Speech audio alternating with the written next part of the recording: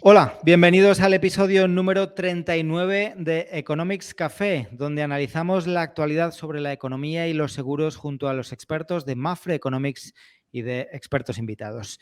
El programa de hoy lo queremos centrar en el mercado asegurador latinoamericano, un mercado que viene condicionado por la evolución económica que está experimentando la región, con una desaceleración evidente del crecimiento en la mayoría de los países con respecto a las tasas alcanzadas en 2022. Dada la fuerte correlación que existe entre la actividad económica y el comportamiento de los seguros, lo normal es, por tanto, esperar una ralentización del mercado asegurador en el año en curso.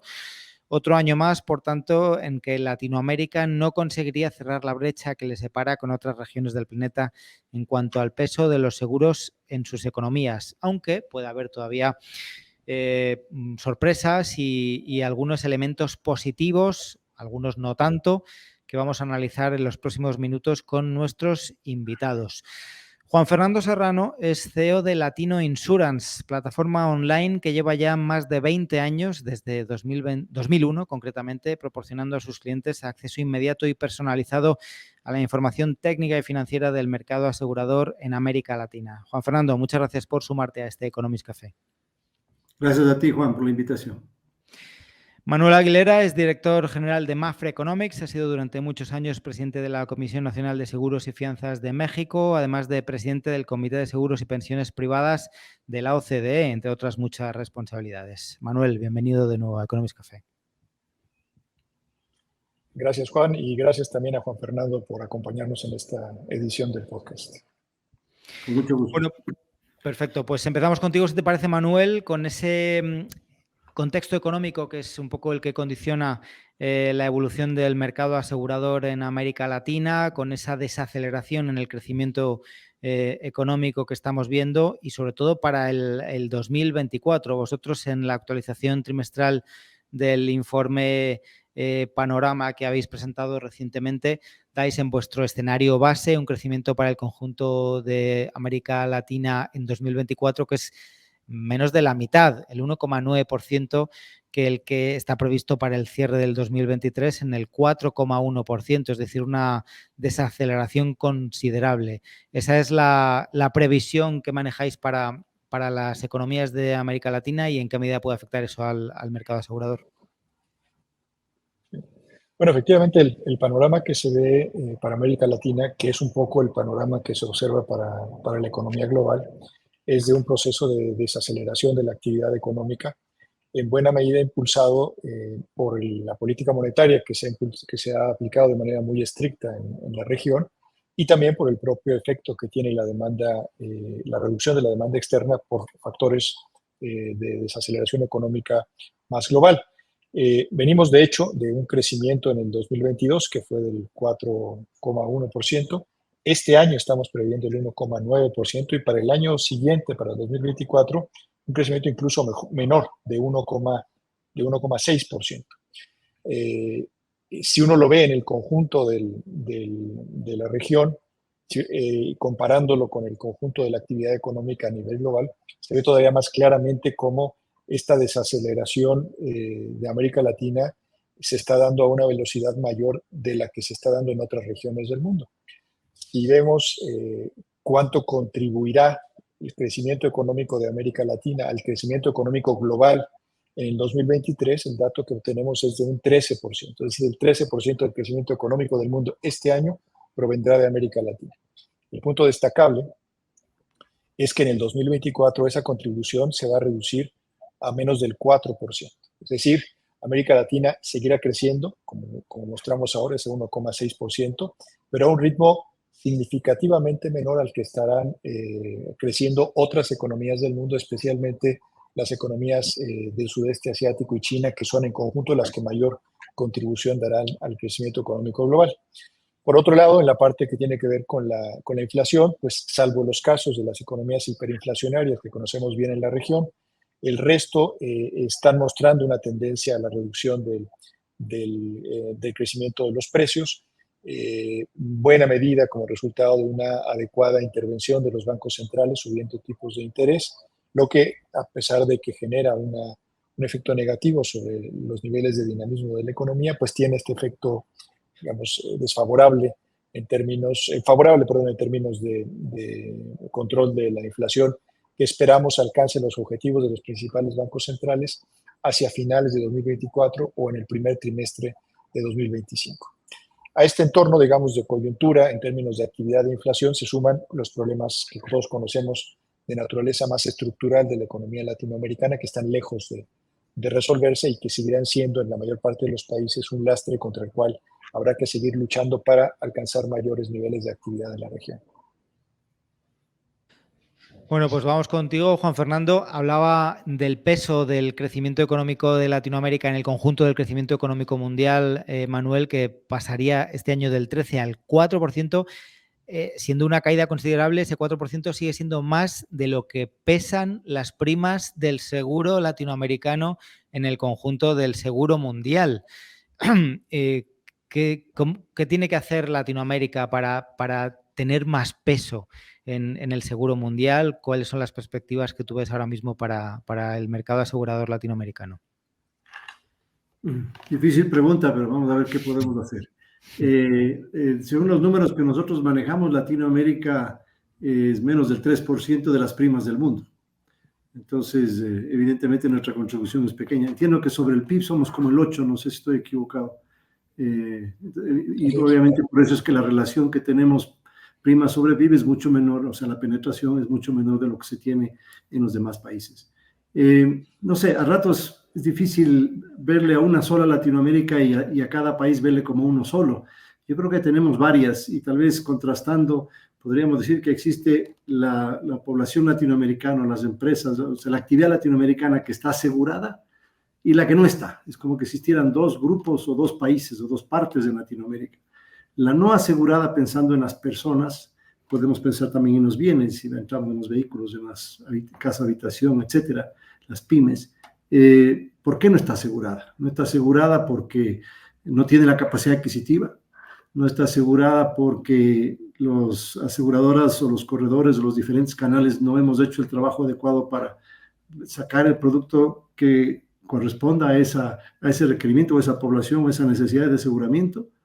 Hay muchas preguntas, ¿no? ¿Es el Estado el que esas personas piensan que debe dar en lo que el privado no puede o no debe, o confía más en el Estado, o creen que el Estado es el que le debe subsanar esas necesidades de aseguramiento en general? Son preguntas difíciles de hacer, ¿no? Porque yo veo, por ejemplo, el año 22 contra el 21, el crecimiento de las primas de seguro fue como de 16%. La economía creció al 4%, ¿no? O sea, 4 veces más. Yo tengo datos a junio 2023, estoy viendo todos los ramos, ojo, vida, no vida, todos. A junio 2023, 12 meses, o sea, tomo el último semestre del 22 y los primeros 6 meses del 23. Y el crecimiento obviamente baja a menos de la mitad, está como en el 7. Sí, y eso sería coherente con que la perspectiva de crecimiento de la economía del 4 va a bajar a menos del 2, 1.9 creo que decía Manuel, que era la perspectiva para la región. Ahora, ¿qué va a pasar hasta diciembre? Y ahí hay varias preguntas que uno se hace, ¿no? Cuando uno trata de verle a Latinoamérica en el tiempo y sobre todo estos fenómenos políticos que estamos viendo, unos más profundos en unos países, otros menos, se ve una tendencia que afecta. O sea, por ejemplo, voy a hablar de Venezuela, por poner un ejemplo. ¿Qué le pasa a Venezuela? Que entró este grupo de izquierda y obviamente cambió totalmente esa economía. Es una economía que ya no depende del privado, sino casi absolutamente de lo estatal. Y que ha sufrido inflación, devaluación a tales extremos que se vuelve muy difícil operar en los seguros. ¿Cómo puedo yo vender un seguro hablemos uno de automóviles, donde el rato que tiene un accidente no puede comprar las piezas, por más de que le indemnice? Entonces, ¿para qué sirve el seguro? Y no es culpa de la aseguradora. No sé si de los concesionarios que no los pueden entrar, tampoco tienen los dólares o no les resulta. O sea, hay una serie de situaciones que distorsionan la realidad. Y veo a Venezuela, yo lo vengo viendo desde el año 2004 o 2005, que fue la primera vez que visité para efectos del negocio de seguros. Y yo veo un deterioro permanente, ¿no? Una mejora tal vez en los últimos años donde ya se ha legalizado el uso del dólar, que antes no se permitía. Y luego me paso a la Argentina, al sur del continente, con un gobierno bastante similar, aunque situaciones distintas de la economía, porque la economía argentina venezolana depende básicamente del petróleo. La Argentina, que también tiene petróleo, pero depende mucho de lo agrícola y de la parte industrial. Pero veo los mismos síntomas, o sea, un tipo de cambio desbordado, una inflación altísima, y qué difícil yo le veo a las compañías allá operar. Tenían inversiones en dólares las compañías de seguros, después les dijeron que las traigan a Argentina, le especificaron, ya no pueden tener en dólares. Los dólares que tienen que mandar por reaseguro se ha vuelto casi imposible. Recién pasaron una normativa que tenían que pagar un 25% de costo adicional, incluso para aquellos remesas a reaseguradores que tenían que pagarse, que ya habían consignado ellos los pesos argentinos, pero que no les habían pagado a los reaseguradores. Eso costaba un 25% más cuando ya no puedo eso cobrarlo al cliente. O sea, veo esos fenómenos y me preocupa la tendencia, ¿no? No sé si puede haber un cambio en la Argentina, no sé. Me voy a Chile y veo el tema de que Chile, que era la economía, o sea, como economista, Manuel, tú podrás tal vez decir que era el mejor ejemplo de números macroeconómicos, Chile. Y de pronto vemos que los chilenos escogen un presidente que es como poner retro y dar 180 grados e ir para el otro lado. Tal vez la institucionalidad chilena le ha permitido que los cambios no sean tan drásticos, pero hay un deterioro. En el tema de salud hay una afectación al sistema privado de salud, la parte obligatoria que manejaba el sector privado, me refiero a las ISAPRES. Hay problemas con las pensiones, quieren cambiar el modelo. O sea, está en amenaza todo aquello que ha sido como la estructura, la base de esa economía. Vale, si me permites. Otros países y la tendencia estoy o que me voy a un lado o que estoy en la mitad o no sé. Eso quería poner, esa situación nos pone una dificultad para ver hasta adelante. Y perdón que me extendí, pero quería poner los ejemplos. No, perfecto, porque además te has adelantado a una cuestión que queríamos analizar, que era, pues eso, el análisis un poco por diferentes mercados. Ya has comentado 3, Venezuela, Chile y Argentina, que ahora mismo, según tu criterio, no tienen una buena perspectiva para el mercado asegurador. Pero me gustaría, si te parece, tirar un poco del hilo de la madeja del debate apasionante que has planteado al principio de tu respuesta, cuando has hablado de 2 Latinoaméricas, la Latinoamérica asegurada y la que no está asegurada. Y hacías una serie de preguntas de por qué no hay una mayor población asegurada en Latinoamérica. ¿Tú, Manuel, te atreves a tratar de responder algunas de esas preguntas? Yo creo que es un punto muy interesante sobre el que hemos reflexionado bastante cuando hemos preparado algunos de los informes, sobre todo en América Latina.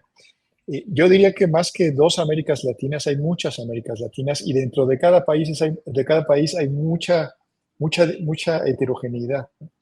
Por ejemplo, si hiciéramos algún análisis, que sería interesante hacer, que no se puede hacer por falta de información, sobre los niveles de penetración en ciertos centros urbanos de América Latina, nos llevaríamos la sorpresa agradable de que los niveles de penetración no están tan lejos de los promedios de la OCDE. El problema de la penetración en América Latina, entre otros factores que voy a comentar a continuación, tiene que ver con la propia estructura económica y social de los países de América Latina.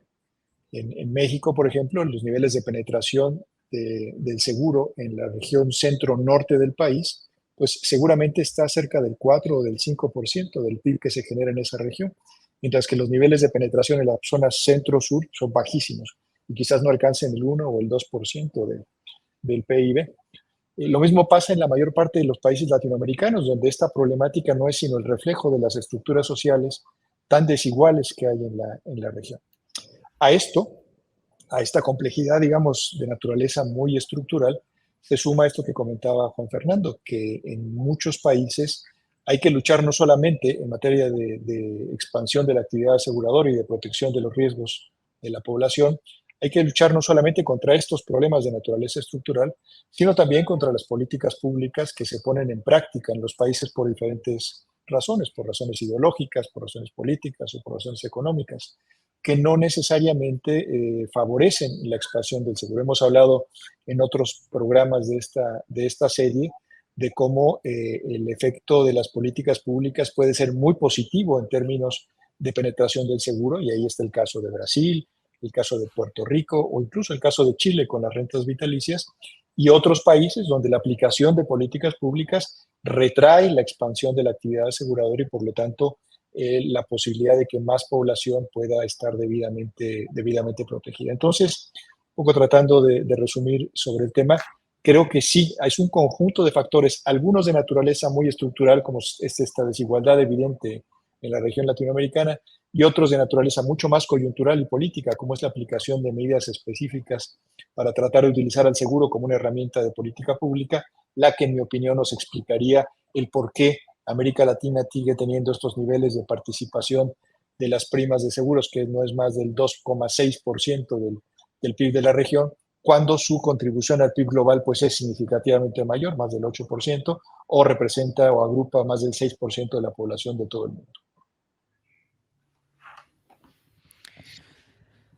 Muy bien. Juan Fernando, no sé si quieres añadir algo más a lo que comentaba Manuel y por complementar el análisis de los mercados que estabas haciendo antes y tratar de dar también algún mensaje positivo. ¿Eres optimista con algún mercado en Latinoamérica que te guste especialmente, que pienses que tiene unas perspectivas más favorables para la industria aseguradora?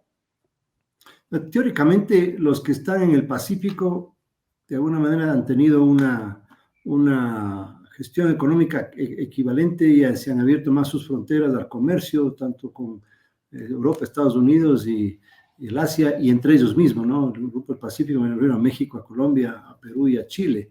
Pero vemos en esos países estas situaciones de amenaza hacia la democracia y la institucionalidad. Estamos viendo en Colombia.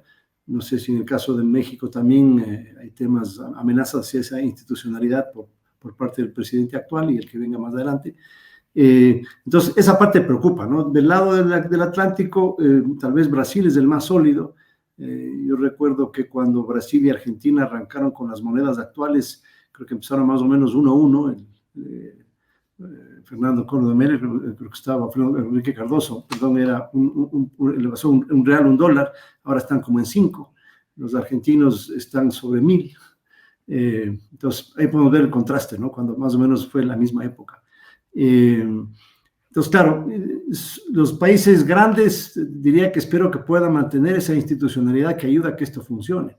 Porque la clave, y también vuelvo a mencionar Chile, es que si hay institucionalidad, si es que hay una clase media importante que se siente que lo que ha hecho en temas de seguros vale la pena mantenerlo. Por ejemplo, en Chile lo de las rentas vitalicias y su ahorro previsional.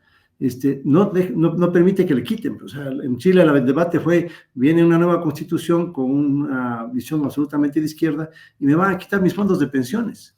Pero esa plata es mía, yo la he trabajado, es un ahorro provisional de 25, 30, X años, y que cuando me jubile, pues me va a servir para yo poder tener una pensión digna, independiente de que no sea perfecto el sistema, pero es mucho mejor que los otros. Y el rato que vino la votación, ganaron 2-1, porque no querían que les quite su ahorro previsional, ¿no?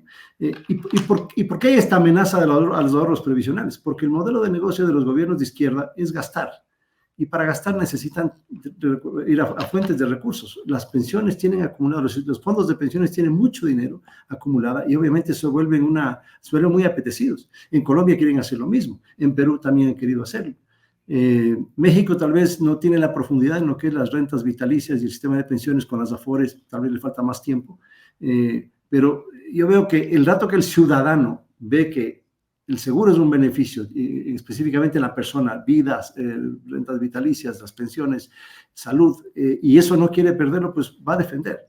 Ahora, si tenemos países donde hay poca institucionalidad, poca clase media, mucha informalidad, el riesgo es muy grande de que eso se desarme, ¿no? Y que luego tengamos estas situaciones. Evidentemente, las economías y los ciudadanos se acomodan, ¿no? Y las economías son finalmente vasos comunicantes y el agua al final se estabiliza, más arriba, más abajo. Pero la pregunta es, ¿dónde queremos que llegue Latinoamérica? ¿Cómo los seguros contribuyen a eso? Luego viene el debate, y tal vez Manuel quiere aportar. Los microseguros son una solución para esa América Latina no asegurada. Las compañías de seguros están en la capacidad o el deseo o el apetito de trabajar unos microseguros que para mí son productos que requieren macro paciencia, porque son gotitas de agua en un balde que ni se nota cuando veo el macro de lo que genera, pero que obviamente tiene tal vez un impacto igual que el seguro para las empresas grandes o las personas con dinero que el rato de una catástrofe, un momento de dificultad, pues le mantiene su estabilidad económica. En el caso de esas personas más pobres, el que no tenga un seguro para defender lo poco que tienen es retroceder a la pobreza mucho más, de la cual tal vez no se les dificulta salir, ¿no? El romper ese círculo de la pobreza, yo creo que el seguro contribuye. Pero ¿cómo hacemos para llegar allá? Lo podemos hacer solo los privados, tenemos que incorporar al gobierno. A mí no me gusta eso, me encantaría que el privado lo pueda hacer solo, para lo cual tiene que ser rentable, pero al mismo tiempo tiene que ser fácil de vender, de cobrar, de reclamar cuando existe un siniestro. Hay algunos ejemplos muy favorables, muy interesantes de los seguros paramétricos enfocados a este tipo. Hay una compañía, no sé si la conocen, Micro, que está empujando esto en países como Guatemala, El Salvador, algo en Colombia, algo en México, respaldado por algunos reaseguradores importantes, pero son como esfuerzos chiquititos, ¿no? No sé qué nos falta para hacer lo demás. Y hacer la conciencia, porque la gente dice, perdón, me voy a extender, pero es que no hay cultura de seguros. Yo digo, no, perdóneme, la gente no es que no tiene cultura, no es inculta, no le alcanza la capacidad adquisitiva. Si no tengo cómo pagar el colegio de los chicos o la comida del día de hoy, peor voy a tener para pagar una prima, porque no acabo de entender bien o el producto no está adecuado. Entonces, sí hay perspectivas positivas, pero sí nos encontramos en un momento especial, ¿no? Porque aparte, si en Latinoamérica la viéramos solo aislada, tenemos todos estos problemas, pero vivimos en este conjunto mundial donde al mismo tiempo hay una situación bélica entre Rusia y Ucrania. ¿Cómo nos afecta a nosotros? Los fertilizantes cuestan más. Hubo un impacto en todo el tema logístico y el incremento de costo para provisión de piezas de automóviles, por poner un ejemplo. La siniestralidad de automóviles de todos los países se ha disparado. Hablo de Latinoamérica y entiendo que también es a nivel de otros países. ¿Por qué? Porque en la pandemia, o sea, todavía estamos con la cola de la pandemia. Vino la pandemia, no circulaban los autos, bajamos las tarifas para retener los clientes. Se acabó la pandemia, empezamos a circular, y obviamente volvemos a la situación anterior, hay más choques, pero no tengo las piezas. Y obviamente me cuestan más porque hubo todo este aumento del costo logístico. Siempre es difícil ajustar las tasas para arriba. Y ese es el esfuerzo en el que están ahora las compañías, pero están sufriéndolas. Entonces, la cola de la pandemia también es un elemento que vale la pena, no sé si Manuel lo quiere comentar, cómo afecta a las economías y cómo dentro de eso está afectando a los seguros. Has abierto muchos temas en tu contestación, Juan Fernando. Esta última muy interesante de cómo afecta la cola de la pandemia a las economías de Latinoamérica, y otra también que planteaba Juan Fernando, Manuel, sobre cómo pueden ayudar los microseguros a avanzar al desarrollo del seguro en Latinoamérica. Bueno, voy primero, si quieres, con esta última y después voy con el tema de la pandemia. Yo creo que efectivamente en América Latina una asignatura pendiente sigue siendo la forma de hacer llegar la protección contra riesgos básicos a la población de menores ingresos. Es un tema que también, ya como apuntaba Juan Fernando, tiene una limitante estructural, que es el nivel de ingreso, el nivel de renta de las personas. Si no hay capacidad para adquirir las cuestiones básicas, difícilmente se puede pensar en una protección contra riesgos. Sin embargo, yo creo que hay varias medidas de política pública que podrían ayudar a que efectivamente el seguro, a través de la modalidad del seguro inclusivo o el microseguro, pudiera coadyuvar a este propósito. Si bien es cierto que los niveles de ingreso de los grupos más desfavorecidos en América Latina no permiten una cobertura tradicional de seguros, lo que también es cierto es que prácticamente en todos los países de América Latina hay mecanismos de transferencias directas de recursos del gobierno hacia estos grupos de población. Aquí la pregunta, y es una pregunta de política pública que hay que plantearse, es cómo se ayuda mejor a estos grupos, transfiriendo el 100% de estos recursos para fines de consumo, o transfiriendo una pequeña parte de estos fondos para la protección de riesgos, que a la larga, en mi opinión, tienen un efecto benéfico mayor para estos grupos, ¿no? Hay estudios que confirman cómo en esta senda de ascenso social o de mejoramiento de los niveles de bienestar de las familias, la ocurrencia perdón, de algún shock o algún evento que puede protegerse a través de un seguro constituye el factor que hace que esa senda se interrumpa y vuelva a caer y llevar a estas familias a situaciones de pobreza extrema. Entonces, por ejemplo, una medida de política pública sería utilizar una parte de las transferencias que se hacen a estos grupos, no para fines de consumo inmediato, sino para fines de protección, donde podría haber una buena política pública, donde participara el gobierno dotando de fondos y el sector privado dotando el mecanismo de aseguramiento para conseguirlo.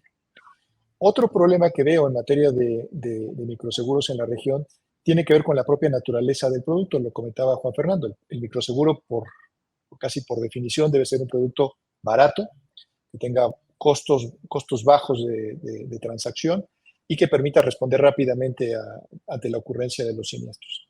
Y esto implica, sobre todo cuando ve uno experiencias exitosas como las que ha habido, sobre todo en África, la utilización de mecanismos para poder hacer estas transacciones, el uso de teléfonos celulares o el uso de la infraestructura de cobro de los grandes utilities, los dotadores de agua o dotadores de energía, etc. Cuando estas cosas se juntan y se logran los acuerdos necesarios con los gobiernos, cuando son los dueños de estas utilities, o con el propio sector privado, cuando es quien las administra, los resultados son siempre positivos. En América Latina, salvo algunos casos en Perú, en Colombia, en general no se han logrado este tipo de acuerdos y el modelo de negocio tradicional de las aseguradoras no alcanza para llegar con los costes necesarios a estos grupos de población. Ese es otro tema que tiene más que ver con la gestión y la intervención de los gobiernos o la propia gestión del sector privado para lograr acceder a estos medios que permitiría una expansión mayor de los microseguros, que respondiendo, por supuesto, a la pregunta de Juan Fernando, sí creo que podrían ayudar a mejorar la situación en general de bienestar social de la población. La segunda parte de la pregunta, la que tenía que ver con el tema del COVID, efectivamente ha sido un factor determinante en lo que ha pasado no solo desde el punto de vista económico, sino que también ha afectado al sector asegurador de manera importante. Quizás la parte negativa, que todos recordamos, es el efecto que tuvo la pandemia o la pospandemia en términos de la aceleración de la inflación por todos estos cuellos de botella en la oferta. Buena parte de la explicación original de la inflación, quizás ahora ya no tanto, tuvo que ver precisamente con esa irrupción en las cadenas de suministro que generaron aumento de los costes y por lo tanto inflación y una afectación, sobre todo en los seguros de no vida en América Latina, con un caso muy destacable que es el de automóviles. Sin embargo, y tratando de poner una nota positiva, yo diría que la pandemia trajo también un beneficio al aseguramiento en América Latina desde el punto de vista de que generó una mucho mayor aversión al riesgo sanitario. La naturaleza monumental de la pandemia hizo reflexionar a muchas personas no solo en la conveniencia, sino en la necesidad de contar con un mecanismo de aseguramiento privado que fuera complementario y en algunos casos sustituto por su debilidad de los sistemas sanitarios públicos.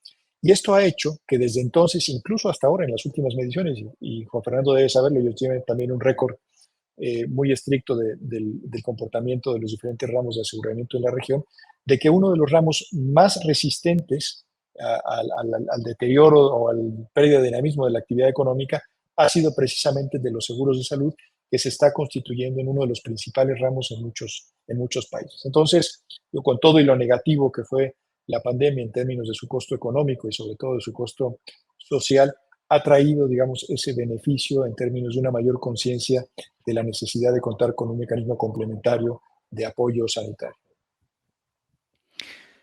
Perfecto, pues vamos a dejarlo aquí. Volveremos en nuevas conversaciones en próximos días. Juan Fernando Serrano, ha sido un auténtico placer poder compartir este rato con todos nuestros oyentes. Una conversación muy interesante con algunos temas sobre la actualidad del mercado asegurador en Latinoamérica. Muchísimas gracias por estar con nosotros en este rato.